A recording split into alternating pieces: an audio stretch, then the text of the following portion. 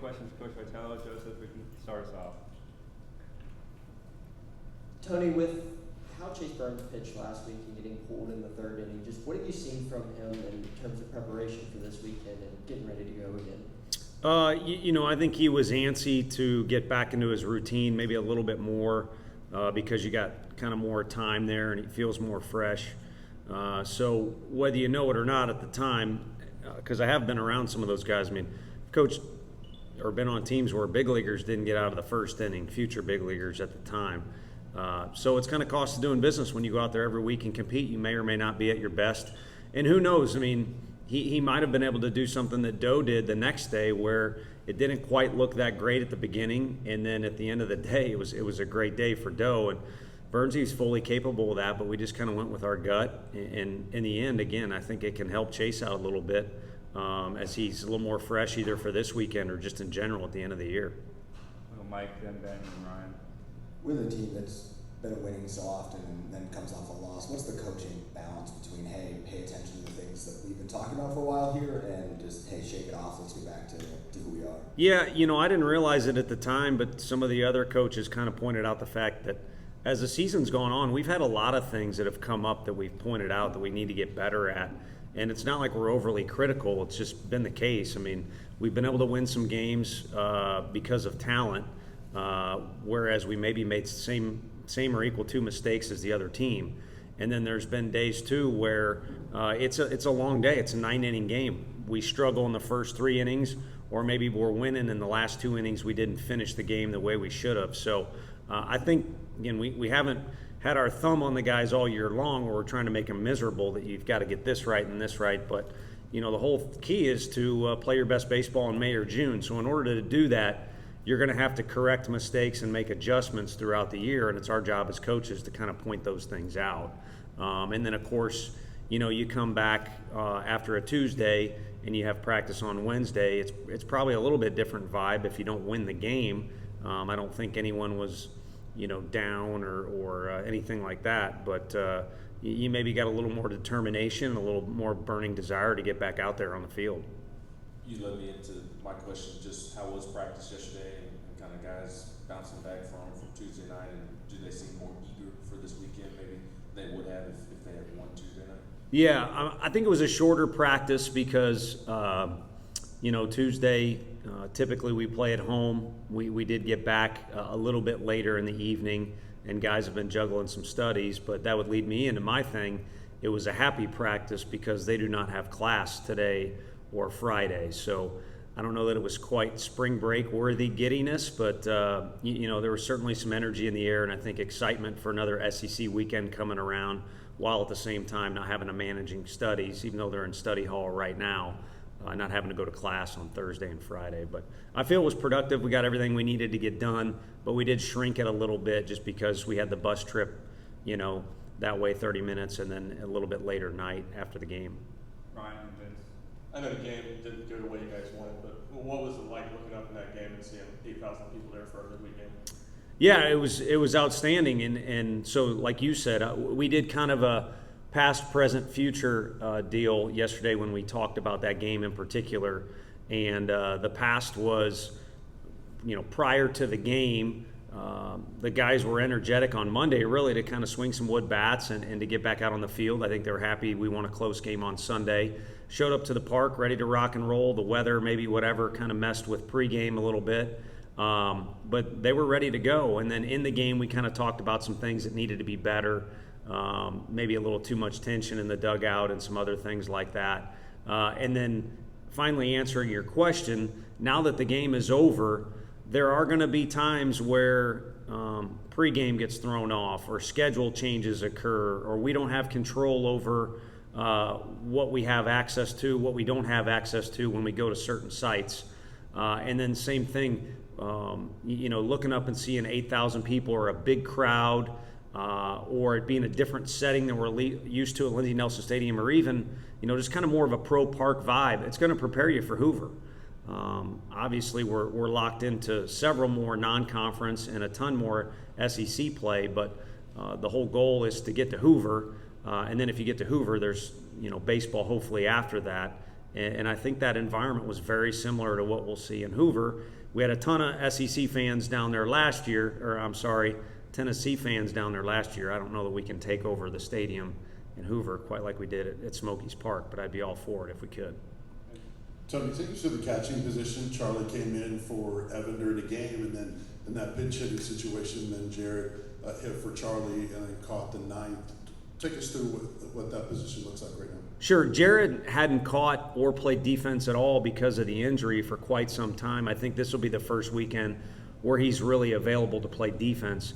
Conversation between he and I earlier in that day was, hey, if we need you in a pinch to catch, can you? And whether I should tell you this or not, Evan Russell basically played in that game because he was dying to play in that game. The plan was to play Charlie, and so we said we'd give him a start, but also he and Blade Tidwell have not hooked up that often. So that was the other, rationale between giving him a few innings early in the game. But that was originally Charlie's game. We owe him some innings after that. Defensively, he's as good as anyone on this campus. And I think it's hard to compare guys. Alabama's got a good catcher. How do you really compare? But he's an SEC high-level defensive catcher. The offense, we ended up pinch hitting for him in that situation to go left versus right, but also just because Jared's, been so effective for us and he has a lot more experience than Chuck offensively. Chuck's injury interfered a little bit with that. How we've used him has caused him to have a low number of at-bats, but we gave him a look at a pitcher who needed some work yesterday, and he hit a home run, and he hit a ball that went off the fence, too. So he's as capable, I think, as old Russ Dog and Jared, once he gets the proper amount of repetitions, and those will come in due time. Wes, then, and then Ryan. Tony, I had a couple questions. First, with Alabama, it looks like, from the outside anyway, a team that lost a bunch of close games early in the league play, let some get away, and now they're starting to figure out how to win. What have you seen from those guys? Yeah, really good pitching. Coach Bohannon has usually got, a pretty good approach to how he's going to put together the roster. There's a lot of talent over there. As a matter of fact, there's a few guys that we worked really hard that we wanted on this campus that are on their campus instead. But it starts with that. And then, they've got a good approach. We saw it up firsthand last year down there. They're going to play the game the right way, and they're not going to do anything too crazy in one direction or the other. And it seems this team, because you got to kind of go by what you got on the roster, while they've got a lot of talented bats, including a lot of left-handed hitters, the pitching has kind of taken over and become the core of what they've got going on. And I think I don't want to speak for them, and I've looked at it a little bit, but I think probably as they've solidified who's their Friday guy and then who comes in this role and this role and that role, that's probably helped them win some of those tight games, as well as just any other team. As you start to win, you learn how to win. And, it's a winning program that'll be coming in here on a hot streak, and so it should make for a good matchup. And then lastly, was Seth anything new there with Halverson? No, just playing catch. And I think this weekend, before you go into Friday's game, you have to declare who the active guys are and who is not. So there'll be no trickery with Alabama. He's either going to be on there or he will not be. But this would be the first weekend where it's a possibility. And I know he's antsy and as frustrated as anybody. Our doctors have been really good about consistently giving him checkups to see how that fracture has healed up.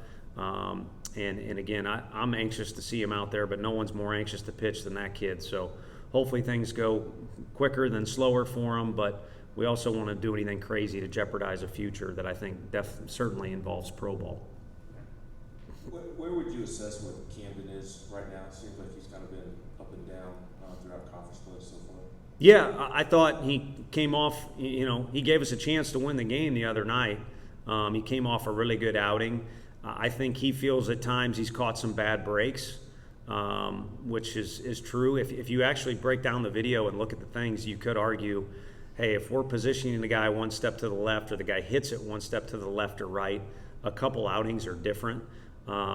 But he's kind of got to live with the deal that Redmond Walsh and Sean Hungley have had to live with. If we're going to throw him in the mix where it's kind of make or break points in the game, there's going to be several times where it doesn't work out. And then when it does work out in certain situations, I don't know if you'd use the word hero, but he's kind of the man of the moment. And so, I know he would kill to start, but if you're not going to start, I can't imagine as a pitcher, if you're a true competitor, wanting the ball in any other situation, basically when the money's on the line. So I think some consistency could improve. Other than that, I'm going off how he went last time out. It was pretty dang good. And so we'll give him the ball in a crucial situation at this point in the weekend. And, I can't speak for him, but maybe his routines or maybe my routines. I mean, Frank, of course, assists on when we use guys. But at times we've asked him to do a lot. And I think now with Blade kind of emerging as another right-handed arm for us in the bullpen, it helps us kind of strategize a little bit better in Cam's favor to set him up for success. Ryan, you touched on it a minute ago, but Bohannon got to Alabama at the same time you got here. Just how have you seen that program change the most since he's been there? Yeah, I mean, they've got a tremendous stadium. Obviously, it's a good place to bring guys on a visit if you're going to bring them over to a football game like we've been able to do. They're wowed by our crowd when they come here, and you can't deny the success they've had there. So it's a good setup. And then you bring in a guy who was consistently everywhere whenever I was recruiting. I either felt like he was a shadow or I felt like I wasn't doing my job if I wasn't seeing him when we were both recruiting. So he's kind of brought that work ethic and that mentality, as well as just a natural ability. I think he's a smart guy. To that campus, and you've seen the program slowly grow into what it is. And that fun game at Hoover last year in the tournament was probably something that helped them make a regional last year. And I know for any of us in the league, you're dying to win as many SEC games as you can, because if you win a few of them, and it may be just one that gets you over the hump, you get into postseason play. And then once you're in postseason play, you got a chance to get a ring, really. And so that's where he's kind of brought that program is they're always going to be close to being in the dance, and if you're in the dance, you can do a lot of damage. Thank you, Mike. I know we've talked a lot about Trey being willing to be a guy who waited for his turn, but what were the attributes that you saw kind of through the past 3 years or so in him on and off the field that led you to believe he would be who he is now that he's got a shot? Yeah, I mean, I would kind of throw all that under one umbrella if he just makes you feel good as a coach. Sometimes I joke with you guys and maybe put myself out there a little too much. When you make a decision who's in the lineup or who to bring in the bullpen and all that stuff, I don't care if you're Tony La Russa, you're kind of making an educated guess.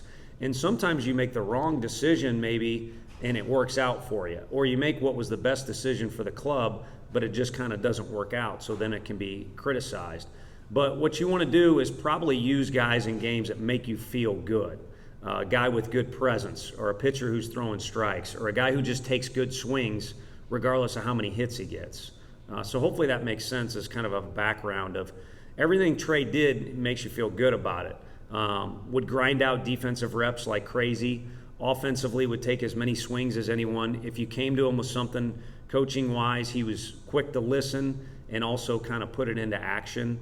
And then you just saw little by little improvement in a ton of different areas. He started to get stronger, started to get faster, was always a good teammate. So really about as well-rounded of a kid, if you're going to bleed into classroom and how he was with his teammates, just a really well-rounded kid from the get-go. And so you knew it was going to come. It was just a matter of when. And he worked really hard to improve in a laundry list of areas. So certainly not one thing, but if you threw about 100 things into one basket, I would say as a coach, he just made you feel good about having this kid in your program, because whether he's in the lineup or not, you knew he was going to help you win. Thanks, Coach. Thank you. Hey, Coach.